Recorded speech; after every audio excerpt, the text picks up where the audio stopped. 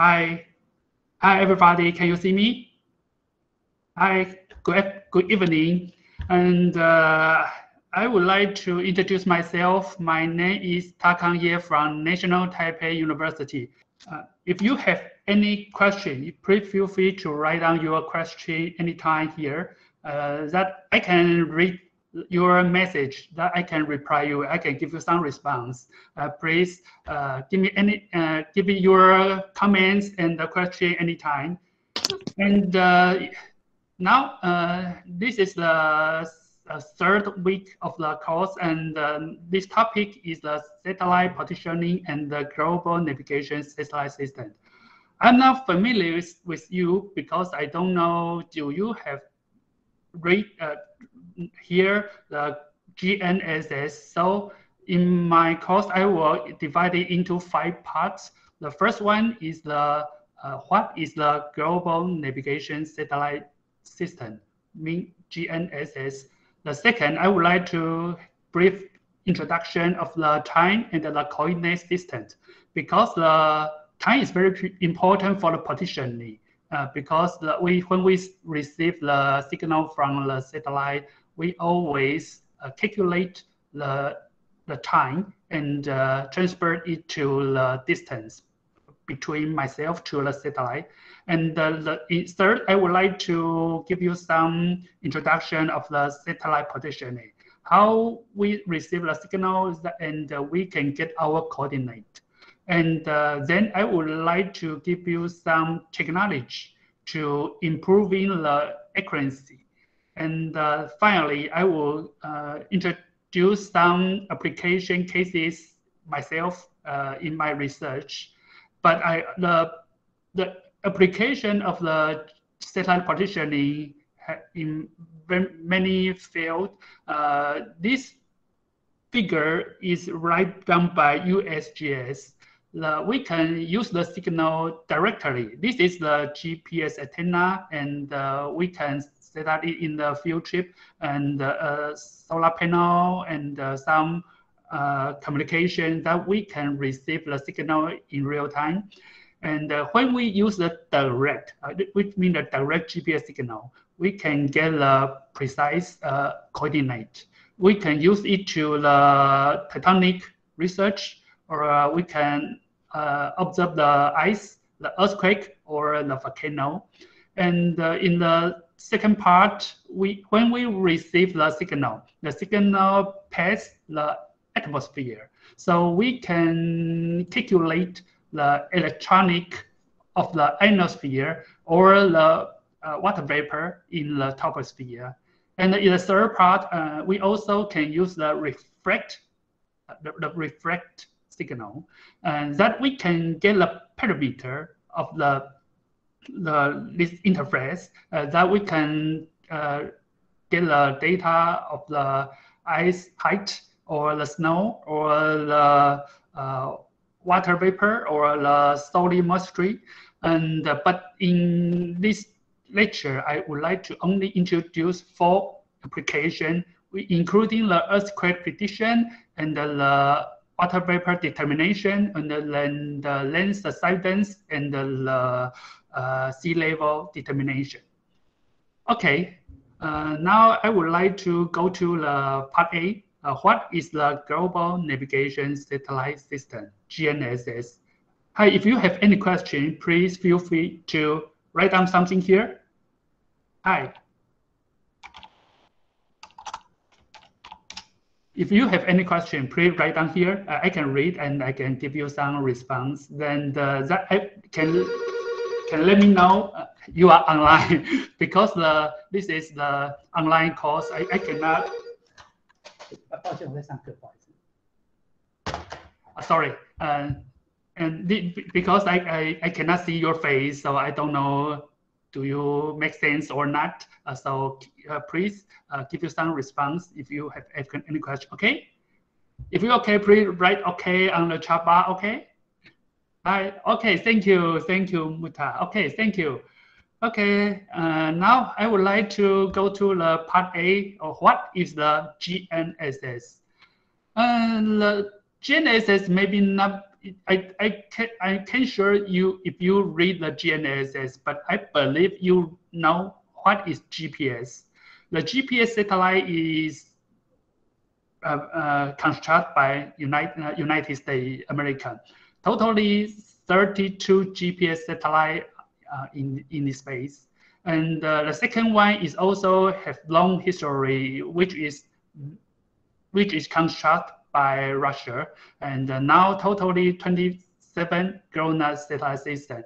The first two satellite systems already more than 30 years old. And when it comes to the European system and the China system named Galileo, and totally 24 satellite in the air and 35 BeiDou satellite in the air. And these two satellite system is only finished its operation about 5 years. This is a new and it provides very good positioning. And the last two is including the Japan 4 QGIS satellite and the Indian have 7 NAP-IC satellite. But this two is the regional navigation satellite, but it can provide ultra number of the satellite to improving the positioning. Now I have a few slides to introduce this satellite system. The first one is the GPS. GPS is constructed in 1993. So it operational more than 30 years, and now it is also improving. This is the first phase, second phase, and third phase. And now it already have the third generation satellite system of GPS. The second one is the GLONASS. It also have a very long history, and it also improving the system. And when we use the GLONASS satellite signal, we can improve our positioning. The third one is the Galileo. Galileo is the first civil use navigation system in the world, and the positioning accuracy is more higher than GPS and GLONASS, but some device do not support the Galileo system because the system is quite new. But I believe in the near future, any device can support Galileo. And the fourth is the BeiDou system, which also have good accuracy, especially in the Asia. In Asia, in case in Taiwan, we can receive the BeiDou satellite more than 19 satellite because this is we have the satellite system can provide more data in the Asia, but it is also a global navigation satellite system, but the positioning accuracy is also good, but not as better as the such as GPS and the Galileo. The most problem is the timing, because the rubidian or Sirius atomic clock is very important. The purpose of the GPS is for the civil use now, but in the beginning, this is the military application because sorry, maybe you check. Sorry, I can. I don't know what you mean. I can see the slide. Sorry. Sorry. I don't know the meaning. I have a message here. Help me to use the icon on the bottom. Okay.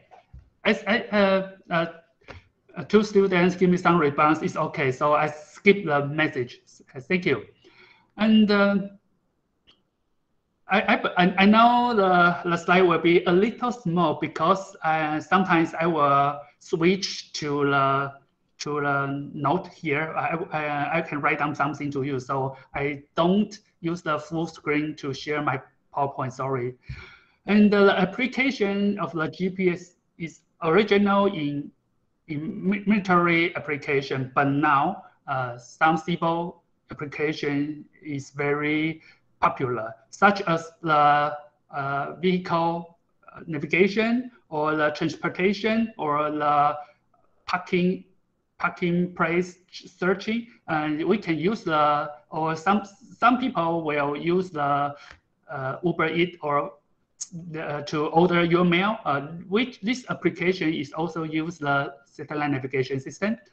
And the feature of the GPS, this is very important, is the 24 hours service and 335 days a year. So when we use the GPS signal, we just like receive the radio. If you want to get your coordinate, you just turn on your device, such your mobile phone. You can receive the satellite signal, and you can get your coordinate. And this is also a globally and the first partitioning. The most important is the visualizable is between the point is not necessary. In the traditional surveying, the device have the telescope. And if you want to measure our angle or the distance, we need to see you. So the point between each other, we need to, I can see you. So the GPS don't need to watch each other. We only need to receive the GPS signal. And this technology also offer the latitude, longitude, and the high 3D coordinate. The most important thing is also provide the time. And the navigation accuracy is about 5 meters, and the time accuracy is about 10 plus 6 seconds. And the full name of the GPS is the NavStar, which means the navigation, satellite, timing, and the ranging. But of you as known, his name is the Global Positioning System. And this system is developed for navigation, timing, and ranging. And the system is constructed by the Ministry of the National Defense of US in 1973. And when after 20 years test, and they also launched some test satellite, and the launch of the 24 satellites in 1993. So this system can provide its service from 1993. The GPS satellites are distributed on 6 nearly circular orbital planes with at least 4 satellites in each orbit. Because the system hope you can receive at any time, you can receive more than 4 satellites. Because why we need to receive 4 satellites that we can get our point, and I will introduce in the part C, in the third part. And you just need to know if you want to get your coordinate, you need to receive more than 4 satellites. This is the reason why the United States will launch a lot of GPS satellites, now totally 32 satellites in the space, and the altitude of about 20,000 kilometers. This figure shows the model of the GPS satellite. In the center is the Earth, and the orbit of the GPS satellite is very high. It's 3 times larger than the Earth. So in any place in Earth, we can receive more than 4 satellites that we can get our coordinate. And the orbital plane is separate about 60 degrees that we can receive the data signal in the also in the polar and the satellite fly speed very fast, and the speed is about 3 kilometers per second, which means 10 times than the speed of the sound. And now I would like to just give you some introduction of the orbital series. Because in the partitioning, we assume the coordinate of the satellite is known. And we measure the distance between the satellite and myself, and that I can get the coordinate of my location. So in the beginning, the Nicholas Copernicus, who is the Polish, he wrote a book to introduce the Earth is not the center, and the Sun is the center. After 50 years, the Galileo write down the book named Dialogue to support his theory. Why the Copernicus can get this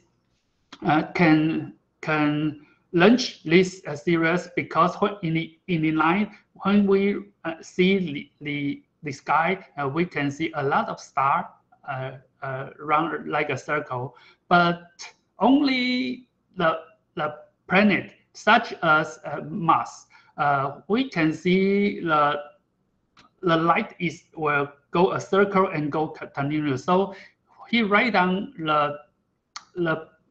his thinking to introduce if the Sun is the center, we on the Earth we see the Mars, we can see this performance.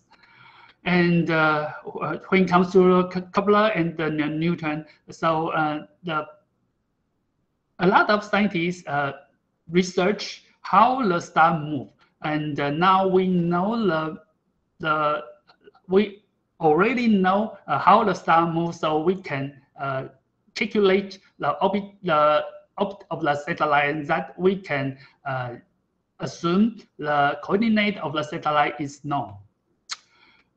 So the signal transportation process is just like this slide. The GPS signal is launched anytime. When we use a GPS receiver and receive the signal here, when we receive more than 4 satellite signal, that we can get our coordinate, which means the latitude and the longitude. And if we don't need to pay to the United States, because the signal always launch its signal anytime. We just need to open our receiver to receive the data. Now I would like to go to the second part. The second part is I would like to introduction of the time and the coordinate system. Because why the GPS time system is very important, because the basic concept of the GPS partitioning is use the speed of the GPS signal to multiply the propagation time to obtain the distance. So we need to get a very high accuracy the time that we can get the precise distance between the satellite and your GPS receiver. Then use the satellite coordinate, which treat as the known value, and plus the distance from the satellite to the receiver to obtain the coordinate of the receiver. So it is very important. It's necessary to measure the propagation time of the GPS signal, the time system that defined the Earth's coordinate plane, and the satellite obtain system is very important. So in the series of the GPS positioning, the coordinate of the satellite is known. We need to know the coordinate of the satellite, use the XYZ, and the transmission time. And if we receive more than 4 satellites, we can get the coordinate of the GPS receiver. And we also can get the high accuracy of the time. And the GPS time, when it comes to the GPS time systems, in our civil using, we use the universal time. Universal time is based on the Earth's rotation. Do you know how we to define? Okay. Do you know how we to define our time system? Do we have the 1 day or 1 hour, 1 minute, or 1 second? Do you know? Everybody will give me a response that we need to have a 1 day, because our grandfather, grandmother, when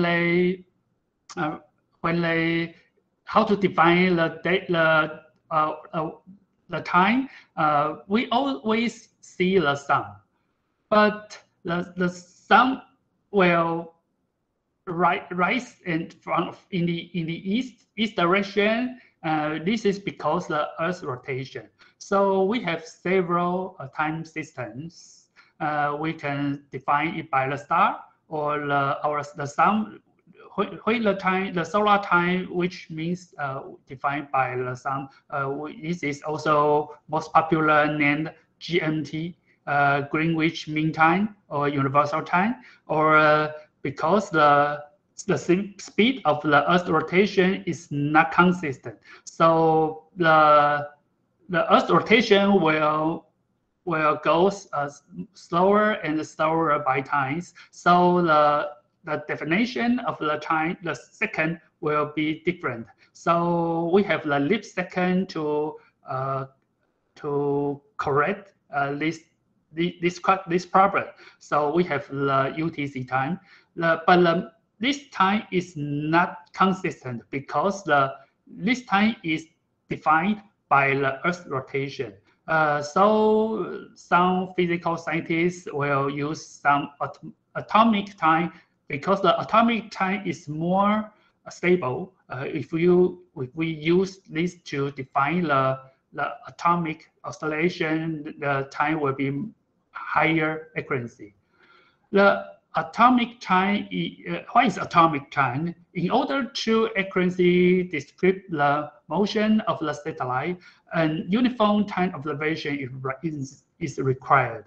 And now we will use this dynamic time to define our time systems. So the GPS time is one of the atomic time, which define the atomic clock, such as Orbital clock or CC clock in a GPS satellite. Every GPS satellite have 4 atomic clock, 2 Orbital clock and 2 CC clock. And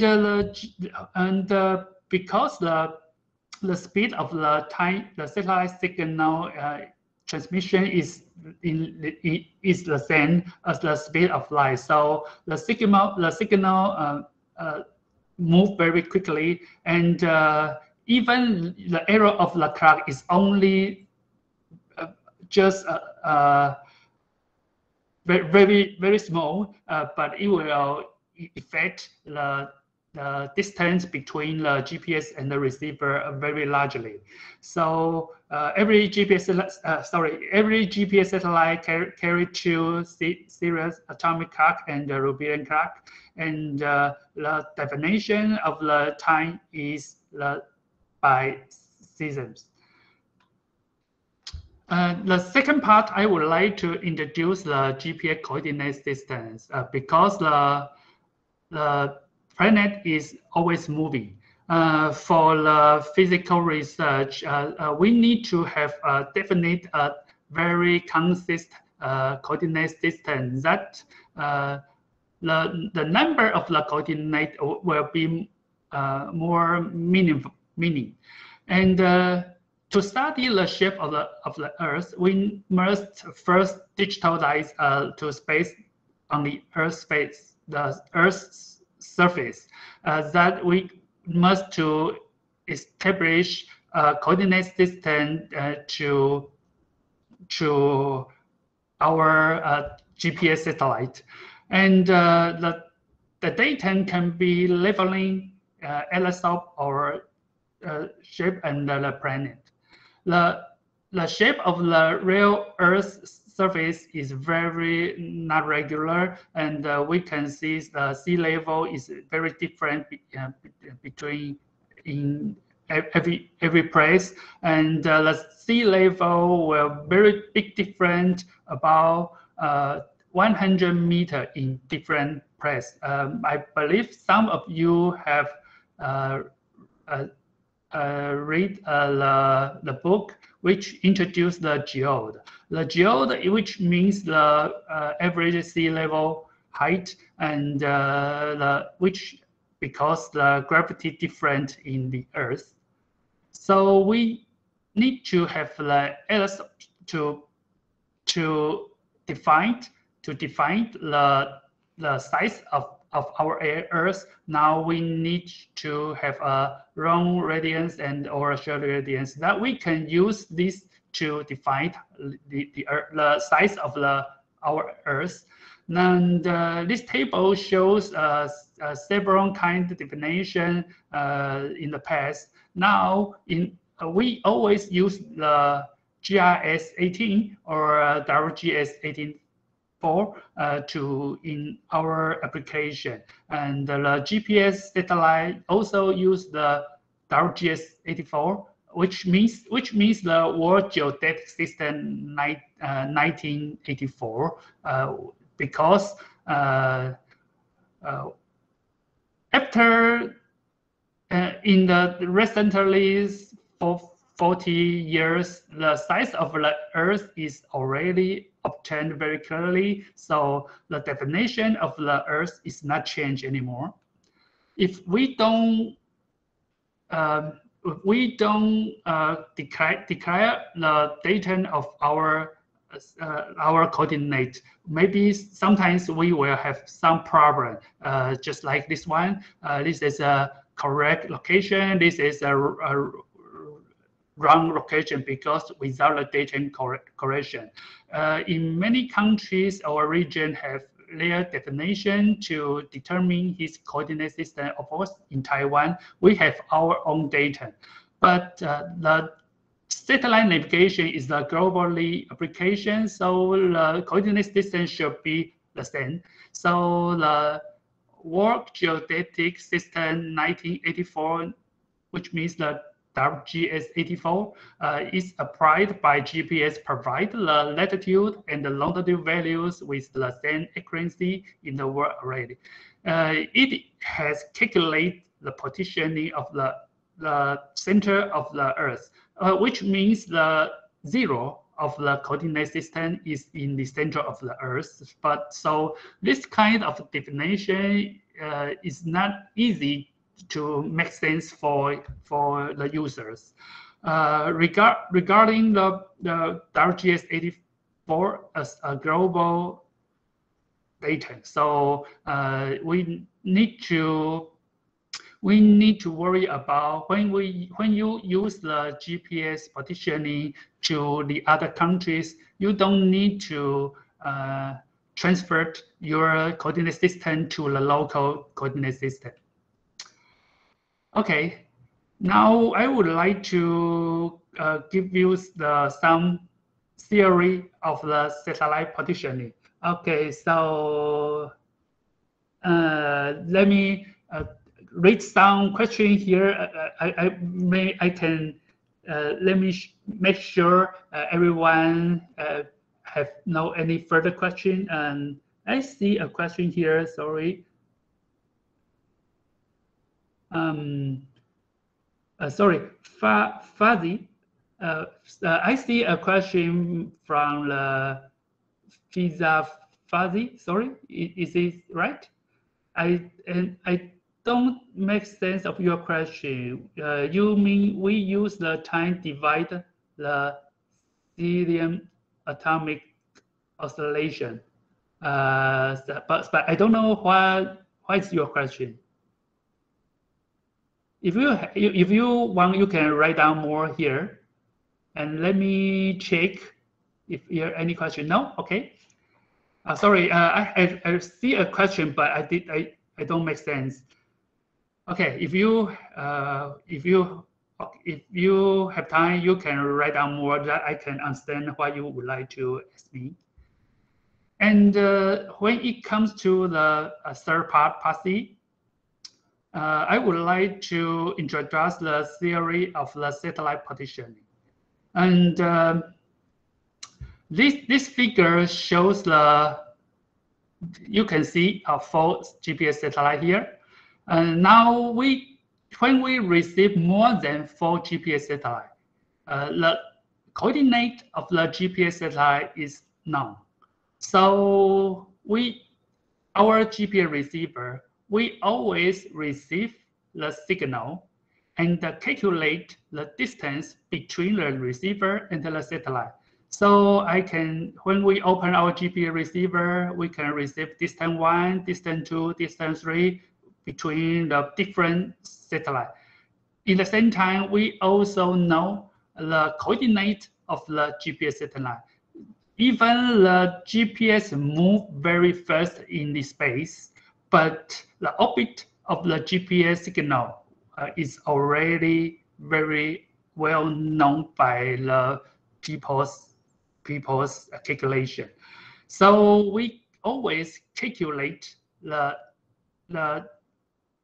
difference of the time, and when we multiply the time to the speed of the light, we can get the distance between every GPS receiver. Now, so this is the reason why we can get the coordinate of the GPS receiver.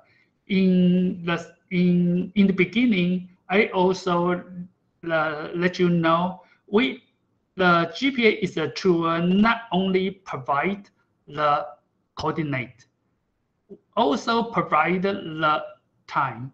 So we can use the coordinate plus the time to calculate the velocity. So when you use the Google Map, when you driving, use the Google Map, you can see the velocity in your mobile phone, because this is also a kind of the tool. We can get the coordinate and we can get the time that we can you can receive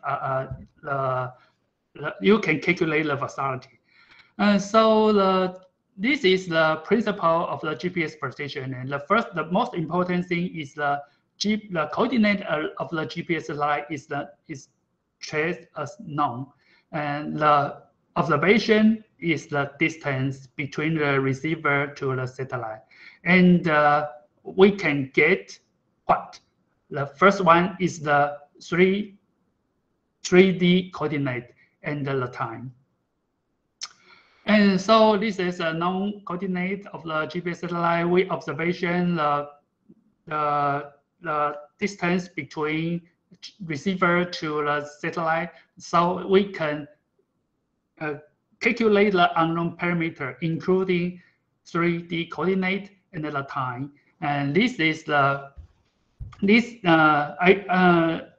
I would like to write down something. So I would like to change the slide to my paper here.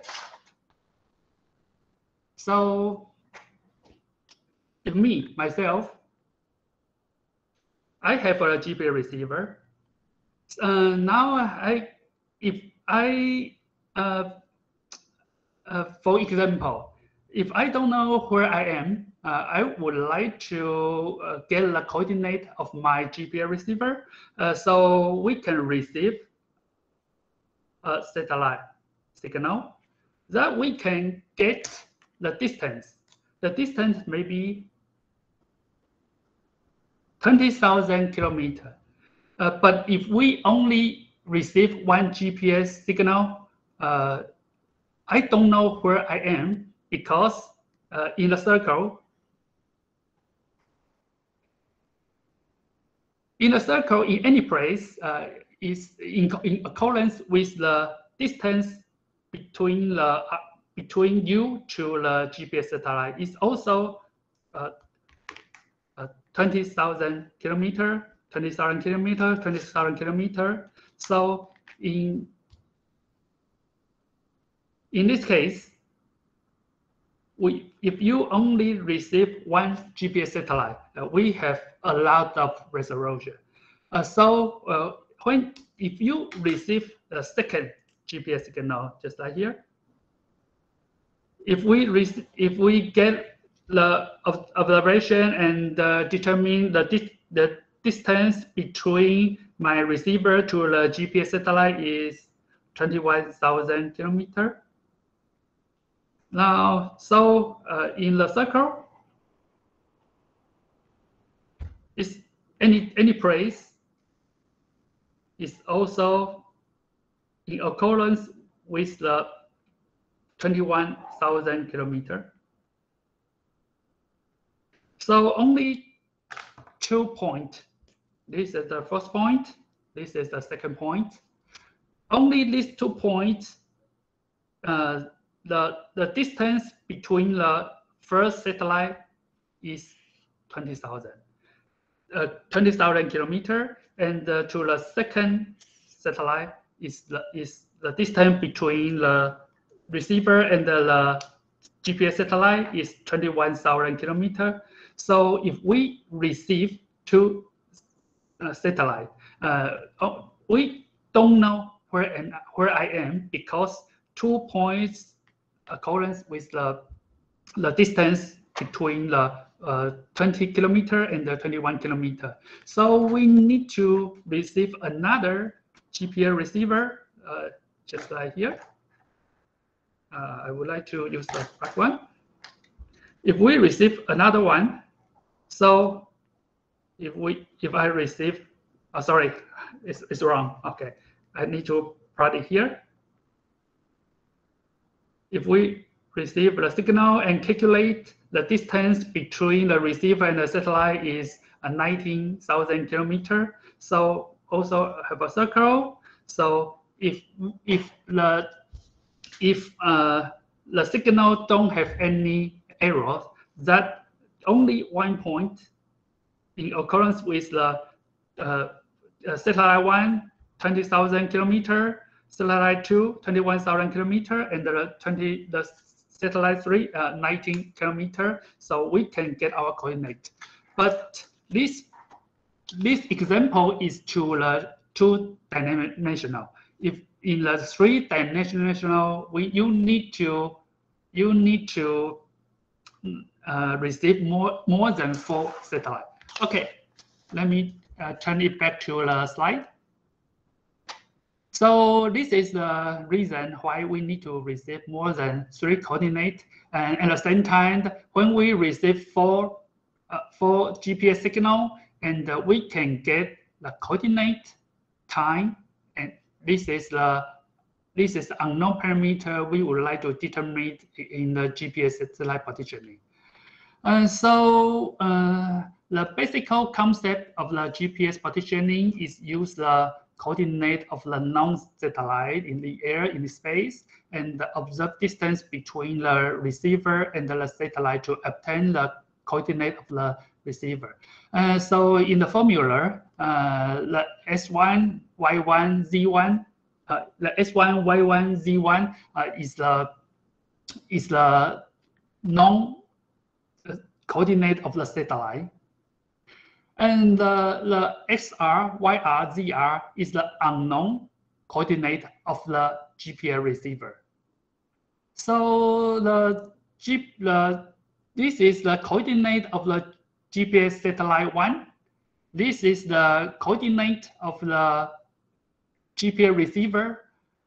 So we can use this formula to calculate the distance So in the GPS partitioning, the observation is the distance between the receiver and the satellite. We use the blue color here.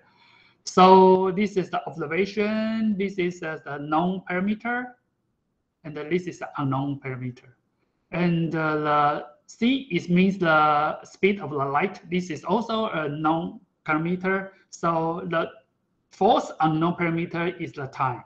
So if you use the GPS partitioning, you can get the three-dimensional coordinate of the receiver, which means here SR, YR, and ZR.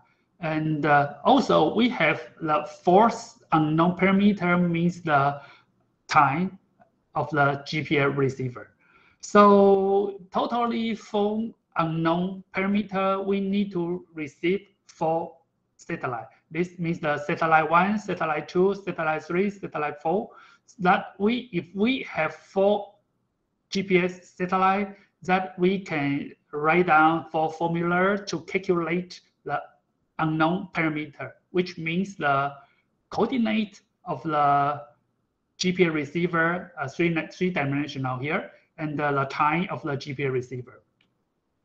And these two figures shows the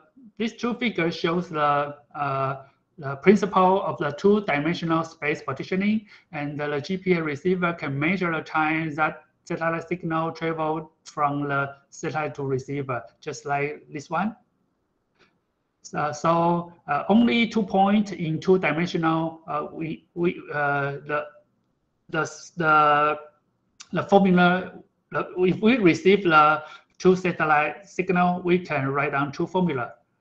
If we receive 3 satellite, we can write down three formula that we can get the coordinate of the GPS receiver. But the case is the two-dimensional space partitioning.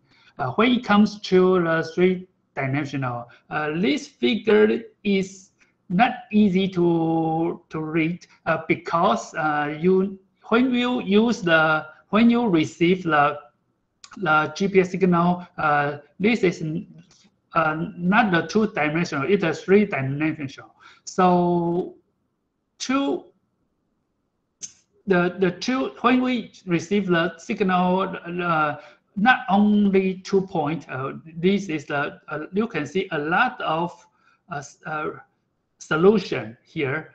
In this circle, the distance between the satellite 1 and the satellite 2 will be accordance with the observation.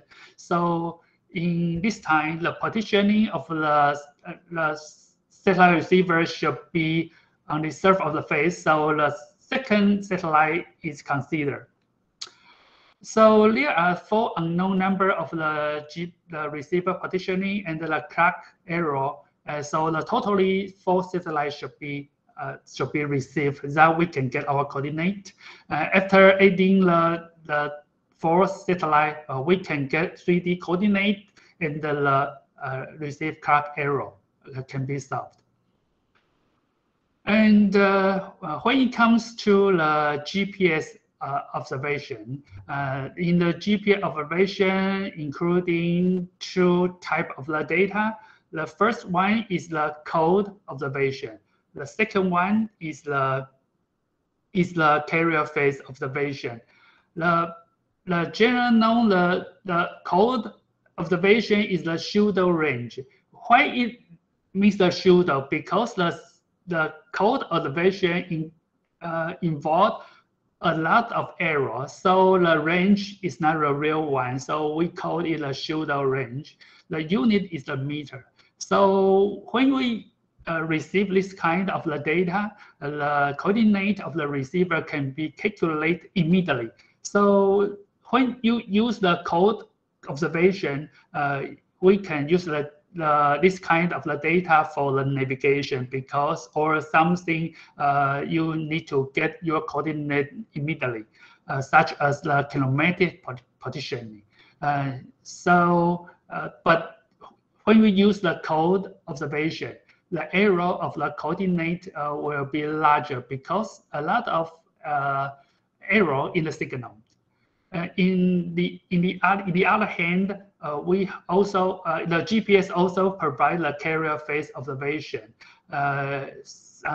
This kind of the data, the unit is not a meter.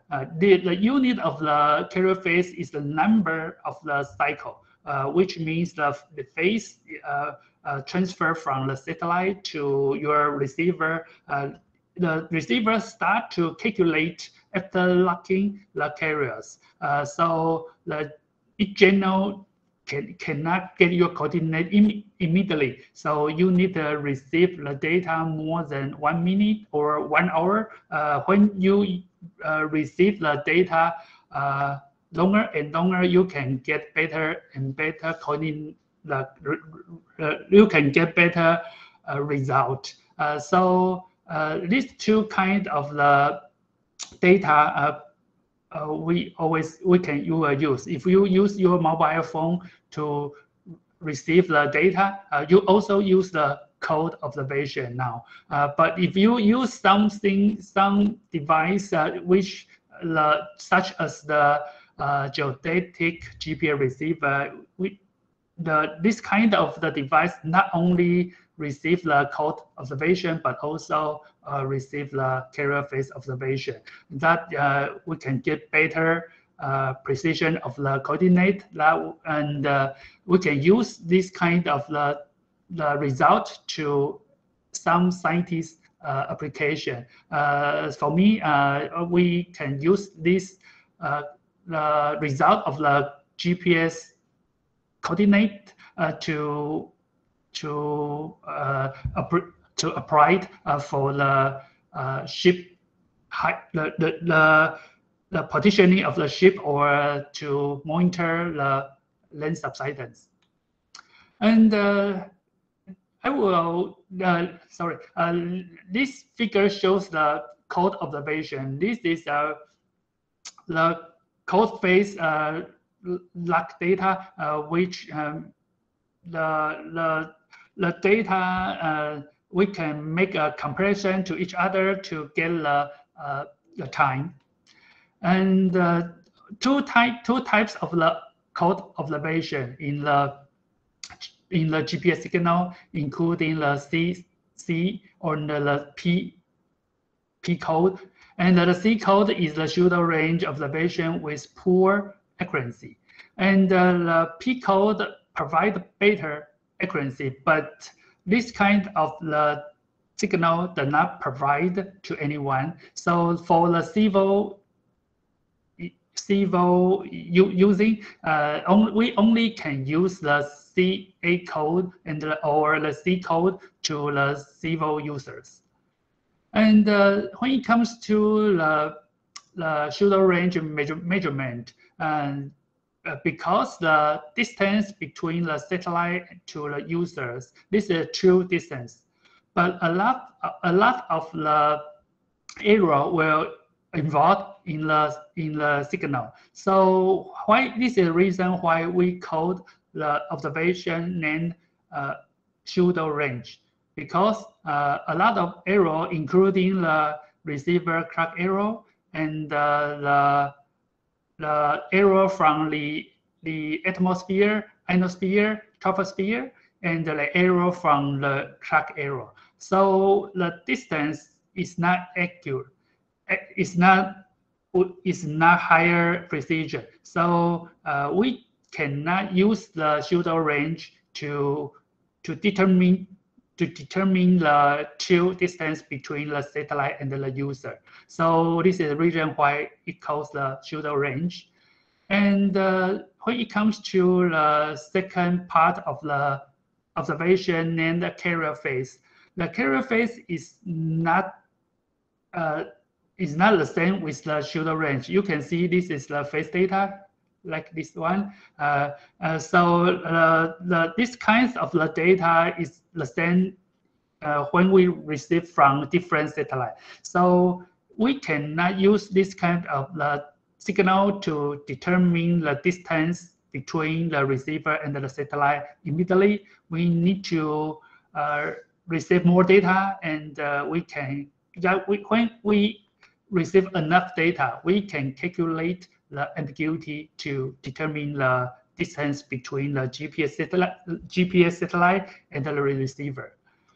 The carrier phase, the wavelength of the carrier phase, including the L1 and L2 carrier phase, the length or wavelength is about 19 centimeter and 24 centimeter, and the error is less than 1 millimeter.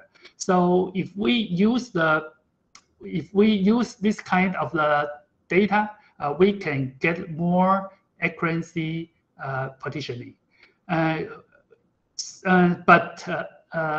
if we use the carrier phase, we need to have more unknown parameter need to be determined.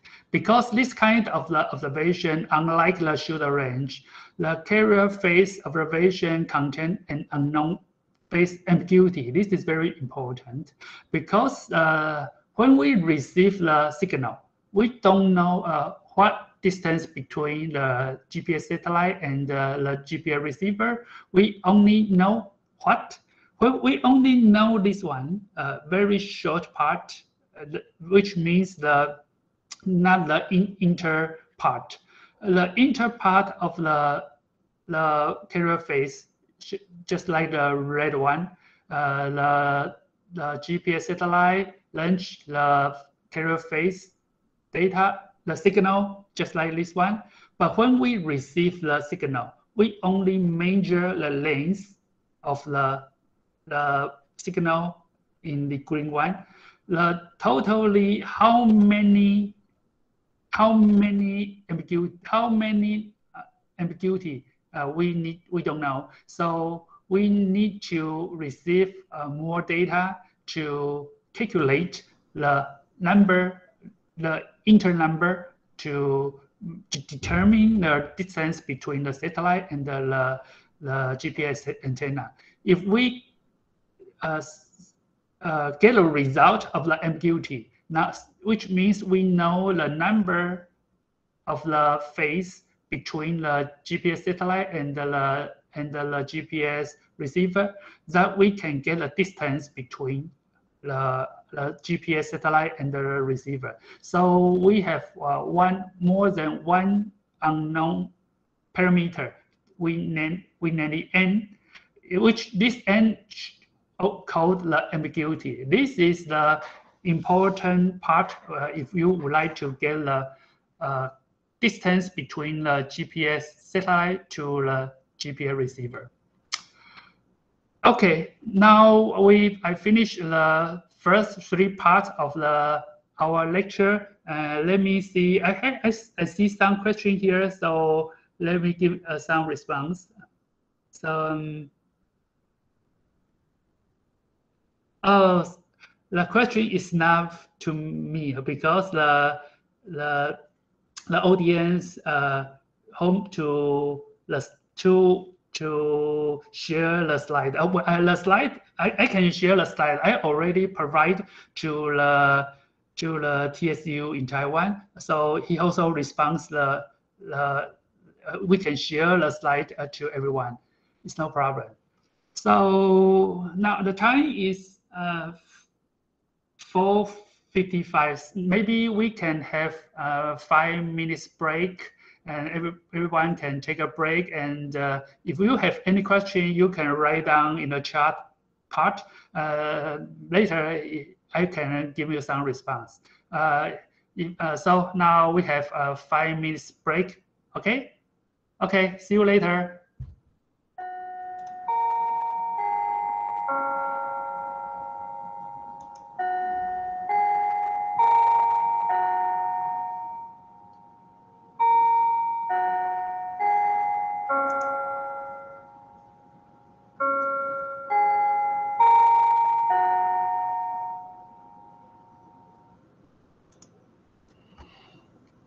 Hi, hello everyone.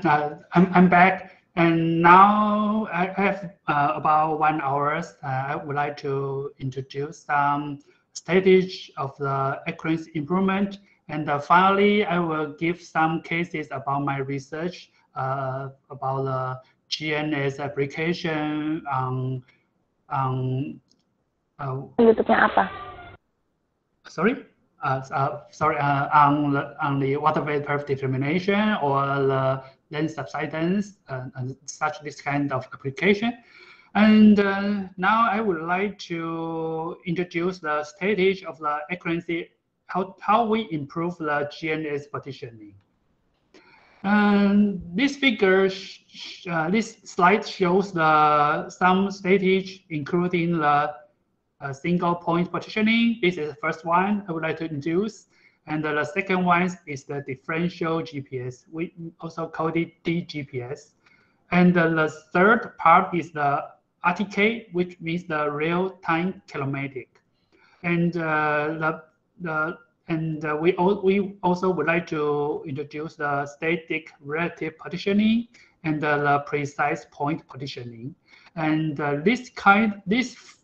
the four methods of the GPS partitioning have different accuracy. You can see the accuracy will be from the 10 meter, 1 meter, 10 centimeter, 1 centimeter. And when if you would like to get better partitioning, you need to use the phase observation. When you use the cold observation, you only can get the meter level partitioning. But if you use the cold observation, you can get your coordinate in real time. So in the real time application, most of the people use the cold data. If the precision is more important for your application, you need to use the phase data. But now, in some study now, some people also try to use the phase observation for the near real-time partitioning, which means the PPK, or just like this kind of application. And these four methods also have different stage to reduce the error. The first one and the last one use the absolute partitioning. And the DGPS, RTK, and the relative partitioning use the relative method to reduce the error to improve the accuracy. So later, I would like to introduce these four kinds of the method to let you know why the precision is different. Because we use different observation, or we use different method to reduce the error and get our better precision.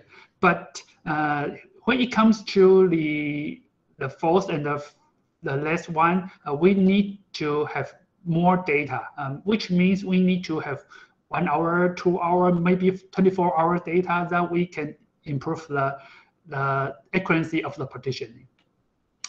And the first one is the single point partitioning. The basis of the GPS single point partitioning is we receive the 4 satellites in the space, in the air, and we get the distance, and we can write down 4 formula. Do you remember what is the 4 formula? Let me come back to the last slide. Just these 4 formula. So when we receive 4 GPS satellite, we can write down 4 formula. If we have more satellite, we can have more formula to calculate the coordinate with better accuracy. And when we come back here, and so the 4 unknown number, 4 parameter is including the coordinate of the receiver and the 1 parameter of the clock error. And the second part is use the differential GPS. The differential GPS means because the GPS satellite is very higher, the of the GPS satellite are more than 20,000 kilometers above the ground. Compared to the distance from the satellite to the ground, the distance between the ground reference station and the mobile station is very small, so it can be assumed that the satellite signal reach any location at the same time. And I would like to go to the figure to show you the principle of the DGPS, how improve the accuracy. Because the signal from the GPS satellite is very high, the GPS satellite signal, when it reaches the ground, it will be at the same time to the mobile station. The GPS can be on a ship. So the error in the GPS signal are almost the same. So why? Because the signal of the satellite pass almost the same atmosphere. So the error in the signal is almost the same. So the error to the ground let me assume have a 10 centimeter error. The error to the ship also have 10 centimeter error. But we can use the station of on the ground can be known. So we can calculate the error immediately, and we can transfer to the correction using the mobile or your mobile phone or radio or any kind of the communication. So the ship not only receive the GPS signal, but also it receives the correction from the ground.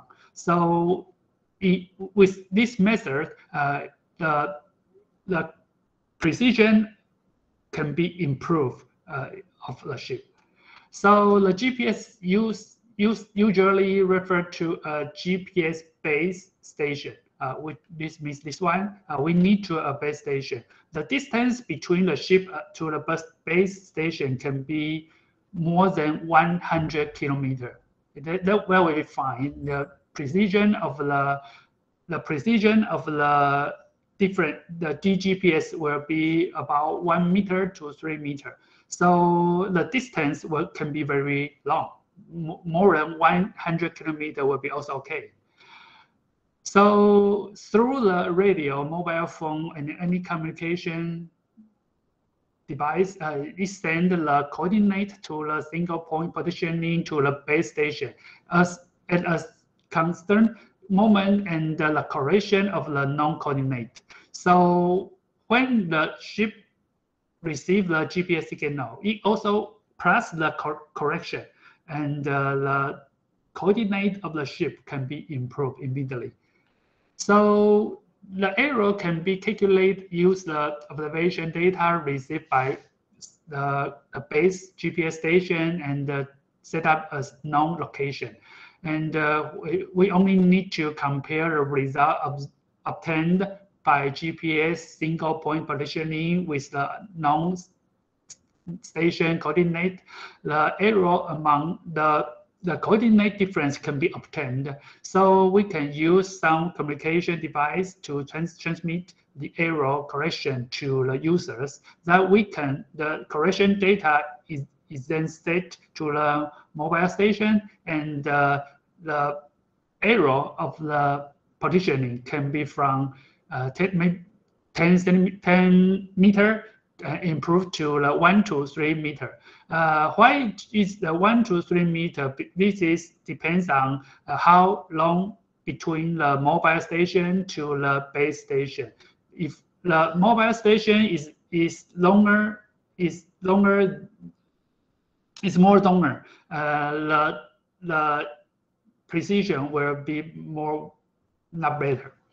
And the third part is the real-time kinematic, which means the RTK.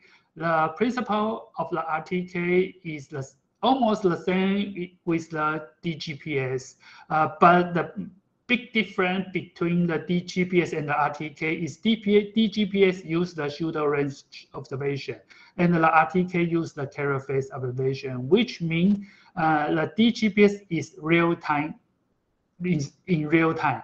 But the RTK, you can see the kinematic, but it is not the real time. You need to maybe 1 minute to calculate the ambiguity that you can get the precision of the coordinate better than 5 to 10 centimeter. The positioning accuracy of the horizontal direction is about 5 centimeter, and in the high direction is about 10 centimeter. The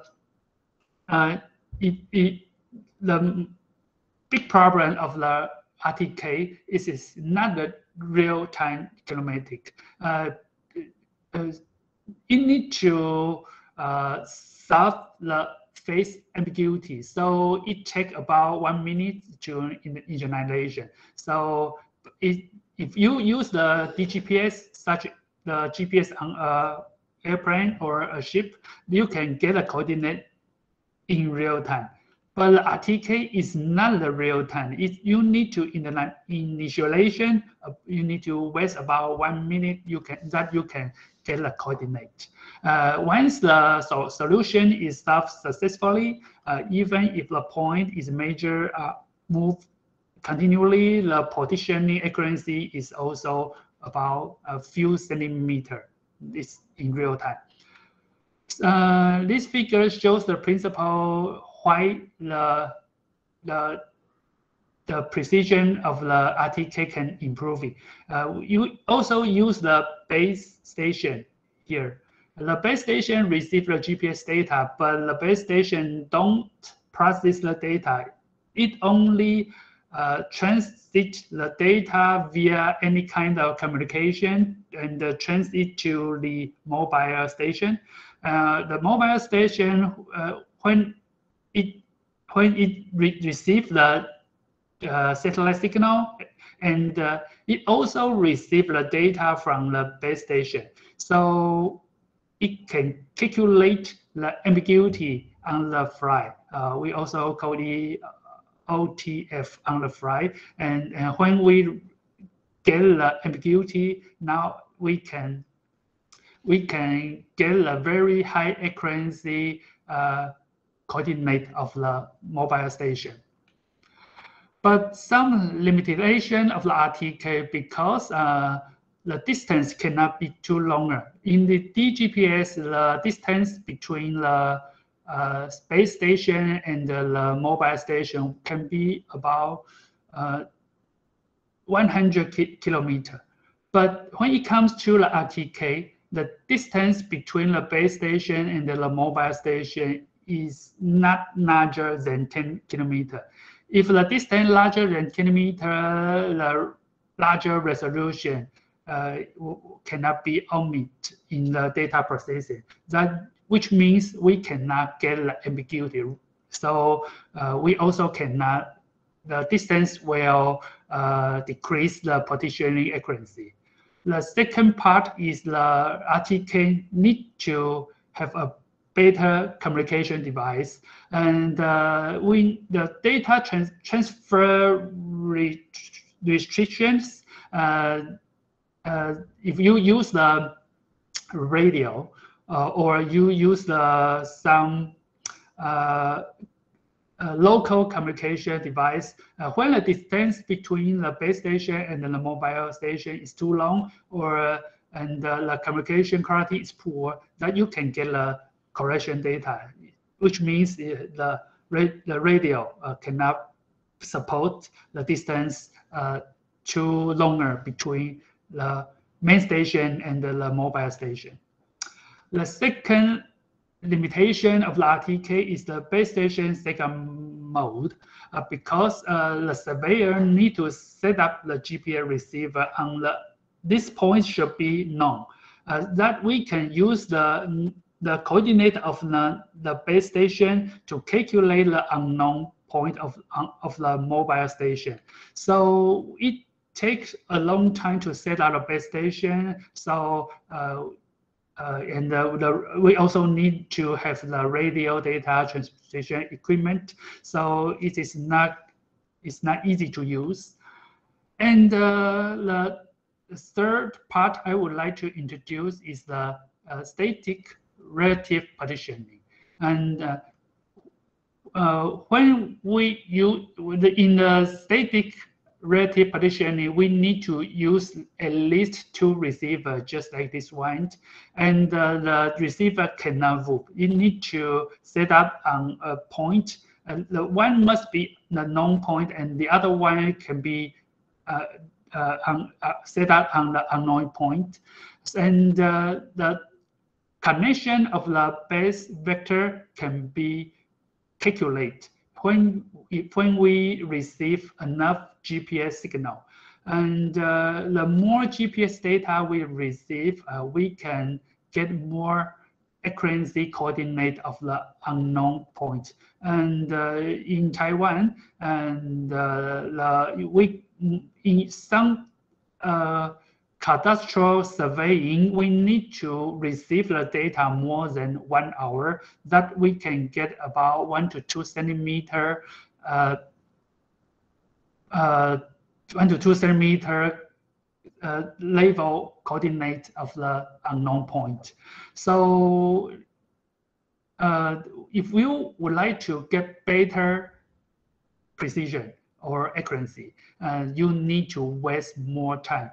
But if you receive more data, the precision will be also improved. That you can use this kind of the methods to monitoring the lens acceptance or the boundary movement. Okay, the static relative partitioning is suitable for longer distance baseline, maybe more than 20 kilometer, and this is well application for the geodetic network control. In Taiwan, there are about 1,000 control points use this kind of the static relative partitioning to define the coordinate of Taiwan. The accuracy will be about 5 millimeter plus 1 ppm, which means the longer of the baseline, the error will be larger. If the baseline is more shorter, you can get better coordinate. If you have maybe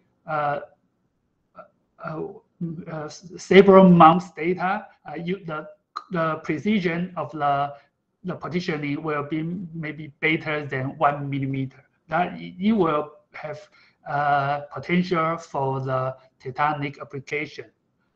So the big problem is for the static relative partitioning is need longer observation time, maybe more than 1 hour.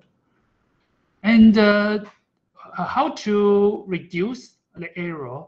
We can use three methods. The first one is the single difference, the second one is the double difference, and the third one is the triple difference.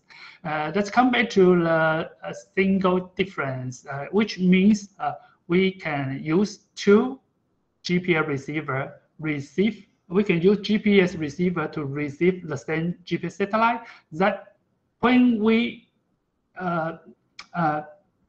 process the 2 data at the same time, we can eliminate the satellite clock error. And if we use 2 GPS receiver and receive more than 1 GPS satellite, if we receive 2 GPS satellite here, and when we combine the observation at the same time and calculate it, we can eliminate the satellite clock error and the receiver clock error. And in the case of the triple difference, we use the 2 GPS receiver, receive 2 GPS satellite, and receive in different time. This is time 1 and time 2. And if we combine this observation, we can eliminate the satellite clock error, receive clock error, and the phase ambiguity. So this is the part D. I already introduced the application of the, I already introduced the stage of how to improve the partitioning. And some people focus on the real time. So maybe you can use the code observations. If you would like to have a higher accuracy, you need to use the phase observation. And finally, I would like to introduce some application, especially in myself. In the beginning, I have introduced a lot of application of the GPS technology, but I only introduced some application in my research. The first one is the water vapor determination. If you're interested, you can also read these two articles. And why the GPS satellite can measure the water vapor in the troposphere? The reason is coming from the Snell's law. I believe some of you know what is the Snell's law. The GPS signal from the Earth, from the space, very far away from the Earth, and the GPS satellite launched the signal, and it passes to the atmosphere, but the distance of the atmosphere is different. So according to the Snell's law, the GPS signal will not go straight. Only the path of the signal will go straight, but the other signal will go just like this one, like a curve. Maybe when I was elementary school students, the teacher shows me in two cups. The left side is without water in the cup. The right one, we put some water in the cups. We can see when we put a chopstick in the cup, we can see without water the chopstick is straight, but the chopstick is the right one because the density of the air and the water is different. So according to the Snell's law, the light or the light will reflect. So the chopstick will not straight. And this is the case of the GPS station in Taiwan, which means the ground-based GPS station. The figure shows the GPS station from 2001 to 2020. In the past 20 years, the GPS station is only 50 stations. Now it's already 500 GPS station in Taiwan. And we also can get the GPS data in Taiwan and in some offshore islands belong to Taiwan, Penghu, Maju, Jinmen, and Lanyu, and some GPS station in the Ryukyu Island. We also can process this data in real time, that we can get the water vapor for some water prediction application. And in the same time, this slide shows the ground-based GPS. This figure shows the Formosa 3, which means Cosmic 2 satellite. The Formosa is the old name of the Taiwan. So the satellite system, we always call it the Formosa. This is the number 7 satellite.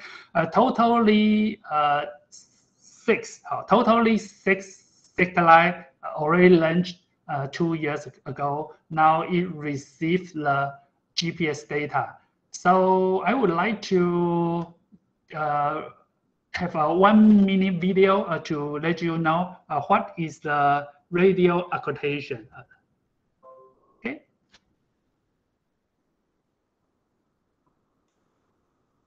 The signals from navigation satellites can actually be used to take measurements of the state of the atmosphere. The primary payload and primary sensor is TGRS, which is Tri-Global Navigation Receiver System, essentially. And what TGRS does is it basically measures the changes in radio signals, GPS signals, as they propagate through the Earth's atmosphere. GNSS is the term used for all global navigation satellite systems. So essentially, US GPS is an example of that. The signals from these satellites pass through the atmosphere, and when they do that, they bend and slow down just a little bit. So the bending of the radio waves follows the same principle as the bending of a laser beam that passes from the air into a glass of water. So at the moment when it bends through the atmosphere, the science can retrieve very important measurements for weather. So therefore, it gives a very nice uniform measurement of the whole globe. It's going to provide a wealth of measurements that we can use for our numerical weather prediction models. It'll provide more than 6,000 measurements with higher accuracy than any other method that we have. Numerical weather prediction is a system we use to forecast the weather. And this system includes that measure the weather and the temperature. It includes a numerical weather model, and it includes very big computers to process all of these data and produce forecasts. The more accurate data you have going into your system, the more accurate your forecast will be. Okay, and I would like to write down something. You can see my paper here. Okay, so in the beginning, I introduced the ground-based GPS. The GPS, this is the ground-based. This is the ground-based GPS. So the signal from the space about 20,000 kilometers and to the Earth, you will pass the atmosphere. The signal also can receive here. And when we put the GPS receiver on the satellite, and the former Sat-3 satellite is the low orbital satellite. The altitude of the satellite is about 500 kilometers. The atmosphere is about, the yellow one is about 500 kilometers. So this kind of the satellite is about the height of the orbital is about 500 kilometers, and the GPS signal will also be received from here. When the satellite will going down, maybe here, the signal will pass the atmosphere and it can be received by the GPS receiver on the former Sat-3 satellite. And this kind of the data is open. If you are interested in using this kind of the data, including the former Sat-7, you can download it. Just write down some application form. You can download the data from the TACC. This is a Taiwan American cooperation project, and this satellite already launched 2 years. And totally, maybe we can have 10 years data. The big difference between the ground-based and this is the space-based.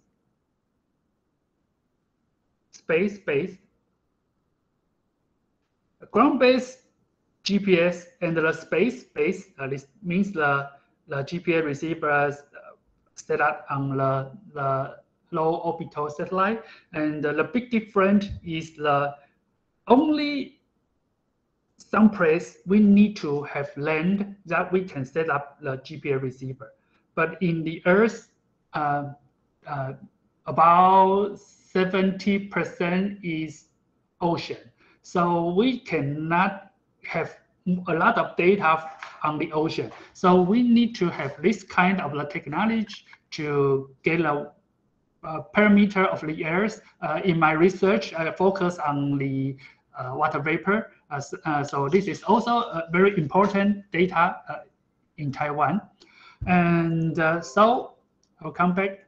So you can see this is a ground-based GPS. But you can see a lot of the big ocean, the Pacific Ocean in the eastern of Taiwan, we don't have too much data. We only have about 30 GPS stations belong to Japan in Ryukyu Island.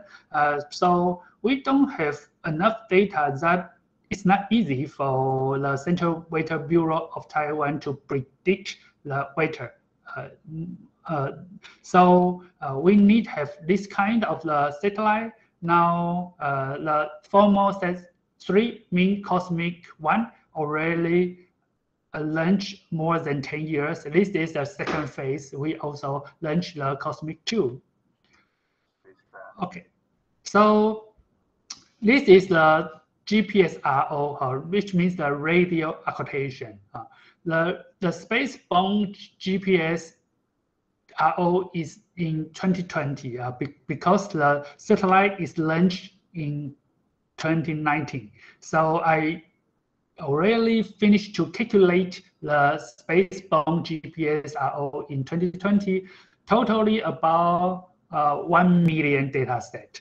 But I only select the data set around Taiwan GPS, ground-based GPS station around here will be about 2,000 data points. It divided 12 months in 1 month, or it's only about less than 200 events. So it's also very few. If we have the ground-based GPS receiver, we can get the water vapor anytime, every 30 minutes, and the spectral resolution is also very high. Okay, and why I do this kind of research? Because the formal set 7 already launched in 2019. The RO data also including the water vapor. We need to improve the accuracy of the RO data. And when we compare the result of the RO with the ground-based GPS PWV water vapor, we can see the error is about 10 millimeter compared with the RO PWV error. And the distribution in 2020, the error is from 10 millimeter to 1 millimeter. The average of the error is about 5 millimeter. So we can use this kind of data for some research. For myself, I focus on the climate research because I have the data about 20 years. So I divide the GPS station into 5 parts: the North Station, Western Station, South Station, East Station, and the Mountain Station. So I would like to study the water vapor, the change of the water vapor. And so we compare the GPS perceived water vapor with the temperature. And so the first one, we would like to see the temperature. The temperature is a little increasing. You can see in the past 14 years, the temperature in Taiwan already increased about 0.1 Celsius. So the water vapor, GPS water vapor, is also increasing. So when the temperature is higher and higher, and the water vapor is also become higher and higher. And when it comes to the peak of the time, the peak of the water vapor and the temperature, we can see the more hot season is on the end of July. You can see in the north, west, south, east, and the mountain area, the hot season is on the end of July, and the peak of the water vapor is also on the same with the trend of the temperature. And when we compare with the correlation coefficient, we can see with very high correlation coefficient with the temperature and the water vapor. The second, I would like to compare with the model, ECMWF model and with the observation model. So in this figure, I compare the observation p-delta-v and the model p-delta-v. And I only shows the north region and the south region. And we can see the temperature in the summertime, the higher, in the wintertime is lower. And in the North Taiwan, the water vapor in the summertime is also higher, in the wintertime is lower. And the performance is almost the same in the southern Taiwan. The big difference between the North Taiwan and the South Taiwan is the raining. The raining is in the North Taiwan is not too much different in the summertime and in the wintertime. But in the South Taiwan, in the summertime, the raining is very heavy.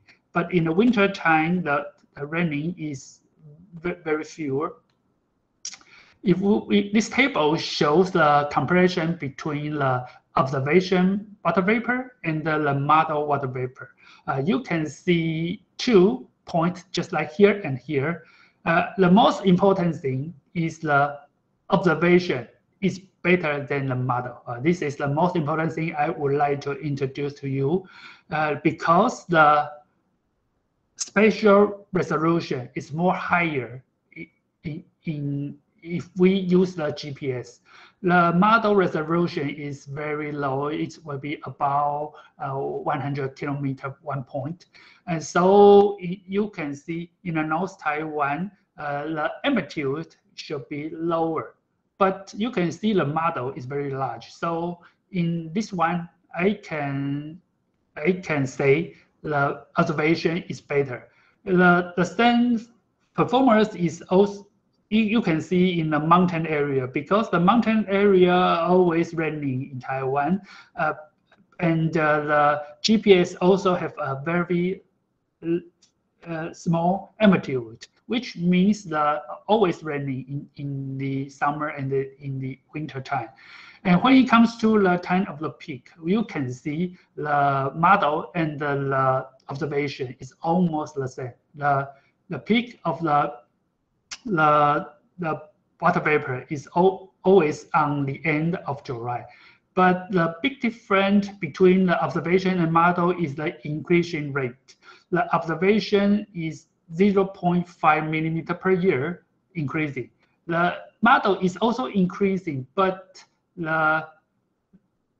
it's only half than the observation increasing. And when we compare to each other with the observation and the model, it's a very, very high correlation coefficient. And if we divide the data into 2 parts, the first 6 years and the following 6 years, we can see the amplitude is almost the same, not too much different. But when it comes to the time of the peak, you can see the peak of the water vapor, which means the most higher water vapor will be occur on July 20. In the previous 6 years, the peak of the water vapor is on July 26. The peak already more earlier, about 3 to 6 days, which also shows the summer goes earlier. When it comes to the increasing rate, is also the same. If we also have some case study on the plume rate season, the plume rate season in Taiwan is from the middle of the May and to the middle of June. So when we comes to the water vapor, is this one. This one shows the water vapor. This one shows the raining. In the May season, we can see the daily average from 2006 to 2019. The water vapor in May is increasing seriously, but when it comes to the June, the water vapor is not too much different. The reason is coming from on June, the temperature is also very high. If we compare with the raining, we can see the raining is increasing from the beginning of May to the end of May, and the raining is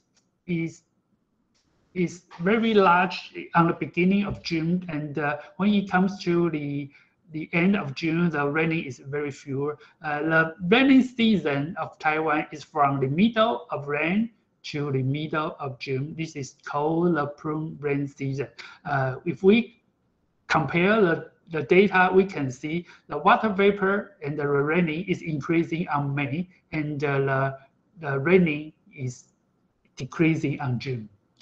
This is the distribution of the water vapor. You can see in the early May, the water vapor is lower. When it comes to the middle May, you can see the water vapor is increasing very seriously. And when it comes to the June, you can see the water vapor is too much different. Okay, and now I would like to go to the second part of the application. The second part is the earthquake prediction. I know the earthquake prediction is very, very difficult, and because it is not easy. A lot of different parameters we need to predict. It's not easy, but we just would like to introduce some principle that we can use this kind of principle to use GPS to do this kind of research. And this figure shows the horizontal and the vertical versatility field in Taiwan. You can see that the movement of the Taiwan boundary is very different. In the western Taiwan, the movement is very small, but in the central mountain and in the eastern Taiwan, the movement is very largely. And if we calculate the versatility field, you can see some strength will contained in the boundary. So we can use this kind of the data to make some prediction for the earthquake. And the Taiwan is on the middle of the Euro-Asia plane and the Philippine plane, sea plane, and you can see the stress variation is in different places is very different. You can see the red shows the compressed, the blue shows uncompressed. So in some area, especially you can see here a lot of fog in the central Taiwan, in the eastern Taiwan. In this place, we will have some potential with the earthquake. Now, in my research, we not only check the movement of the boundary, we also calculate the coordinate from the coordinate to the horizontal movement. We calculate the angle of the movement. You can see this is 1 year data. A lot of error, so you can see the direction is we don't have some regular of the direction. But when it comes to the 2 months before the big earthquake, you can see some regular from the performance of the direction calculated by the GPS coordinate. So you can use this kind of the formula to predict the earthquake. But we have some success case, but we also have some unsuccess case. About 30%, 33% case we can we can see this kind of the performance. But some cases we cannot see it. But we only can see the earthquake larger than 5. If the magnitude of the earthquake is larger, we can see the performance earlier. And the third part, I would like to introduce the sea surface height measurement. We also can put the GPS receiver on the ship, so we can determine the sea surface height.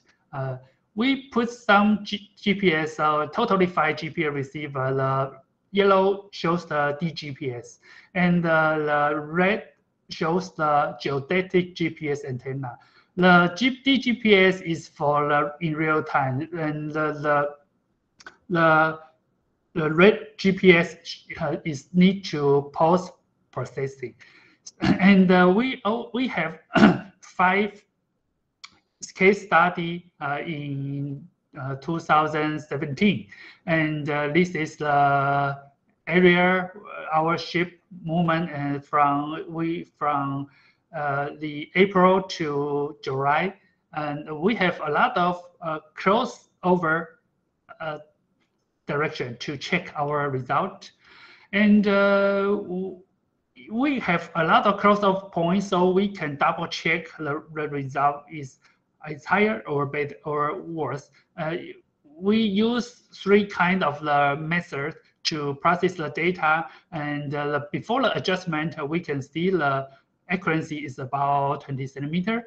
If we use the adjustment, we can improve the accuracy from 20 to less than 1 centimeter, about 60% improvement in our method. And when we compare with the model level height, sea level height, and we can see our result and with the model result is about 11 to 18 centimeter different. The average improvement when we use our method to adjustment the data, the average improvement is about 32% improvement. But in this kind of the method is also we can see in our 5 cases is also improving. So this is just a case study in when if you would like to use the GPS to determine the sea level height, we can compare it with the crossover or compare it with the model sea level height. Okay, finally, I would like to introduce the application on the land subsidence monitoring. I believe a lot of countries also have this kind of problem. I know some people from Indonesia, they have a plane want to move their capital from Jakarta to Kalimantan to another place because some reason is coming from the land subsidence. The land subsidence in Taiwan is in the west-south area, because in the west-south area, the farmer or a fisher will pumping the water to their farm. So because if you don't have enough water, they just need to pumping the water. So when they pumping the water, the land subsidence will occur. You can see this result is just last year, 2021, and in this area, we can calculate the velocity of the movement in the high direction. The land subsidence in this area is about 7 to 8 centimeter per year, and in the north part, it also occurs on 3 centimeter per year, and maybe some people don't feel it's important, but you can see here is the high-speed railway in the red one, because the train move very quickly, about 300 kilometers per hour. So this topic is very seriously because the safety is very important for the high-speed railway. So last year, very few raining in Taiwan. So this land subsidence is very serious. In a year, about 8 to 7 centimeters. And this figure shows the time series from 2018 to 2021. And you can see the land subsidence in the more serious area. You can see in 3 years.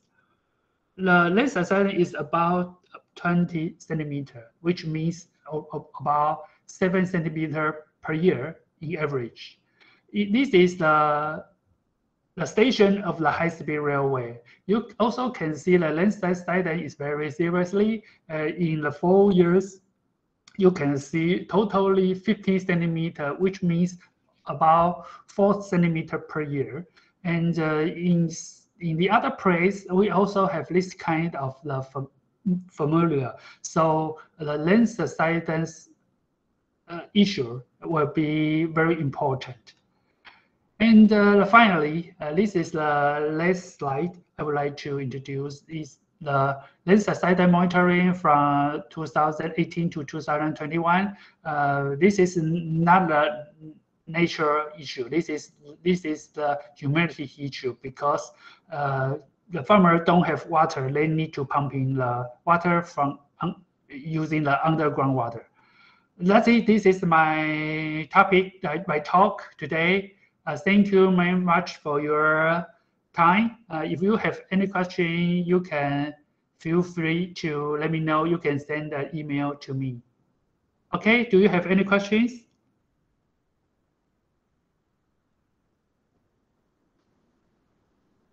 Okay, I see your question. Can you also respond your email to me? Email to me? Okay, I will respond to you more detailedly after.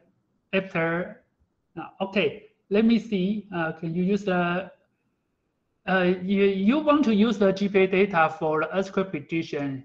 I want to say yes, but the case will be very different in different places because the boundary movement in different places is also different.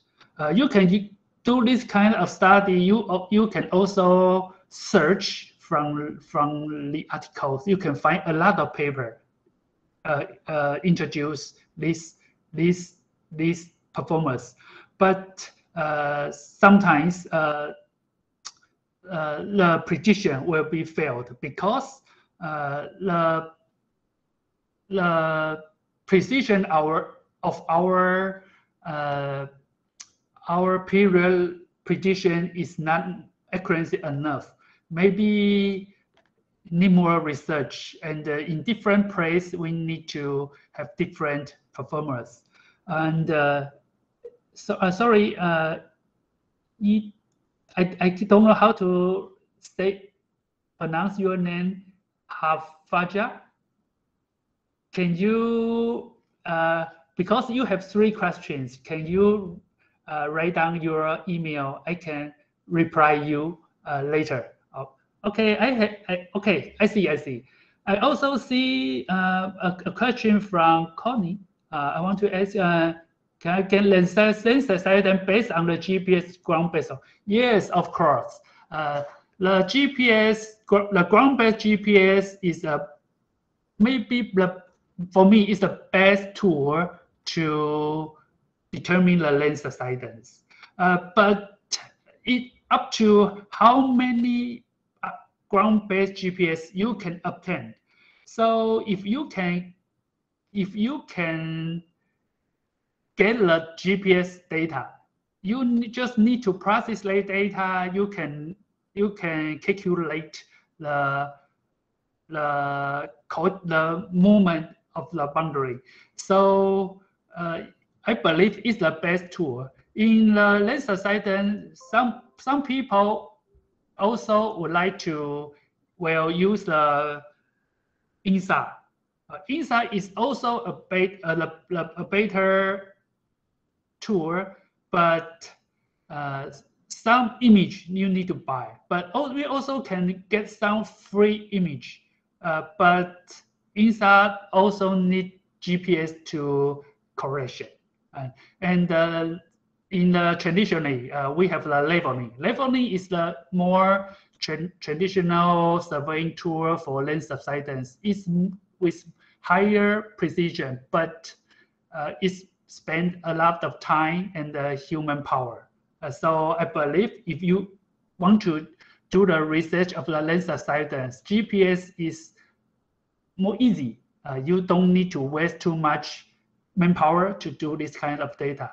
And in Taiwan, we also have the monitoring well and the gravity technology. We use 5 kinds of the method to monitoring the lens subsidence. Maybe you can try it. Okay, let me see. Is there any? Oh, okay, I see.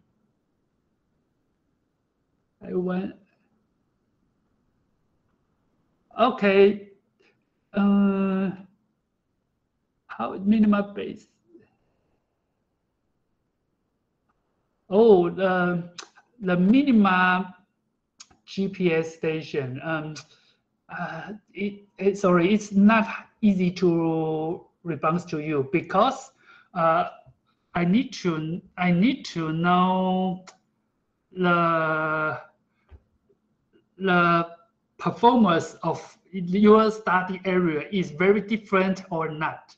If the change is homogeneous, I believe the station is not too much. I believe maybe have 20 GPS station will be in a 100 kilometer region is enough. But of course, more GPS data will be better. Okay. I also would like to write down my email here.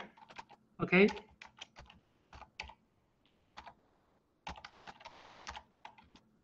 Sorry, in my I share my slide, but I don't provide my email in the slide.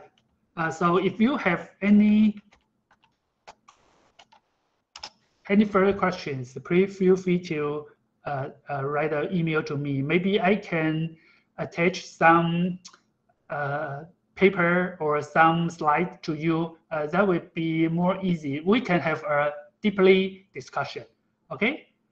Because the time is about 6 o'clock, I need to close this lecture. And I see I also have 3 or 2 questions I did not respond to you immediately. I hope you can reply to me because I only see 1 email here. I cannot connect with each other, but I will try to respond to you if you write a later email to me. Thank you. Okay, I believe it's time to close the lecture, and I believe Mengzhe, are you here? Yeah. Yeah. Do you need to share something? Let the audience to fill the Google form. Yeah. Sheet. Okay.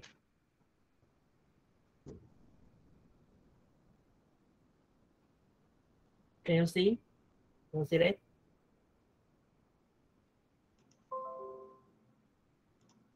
Thanks for Professor Yeh. And please write down your answer. Use this Google form.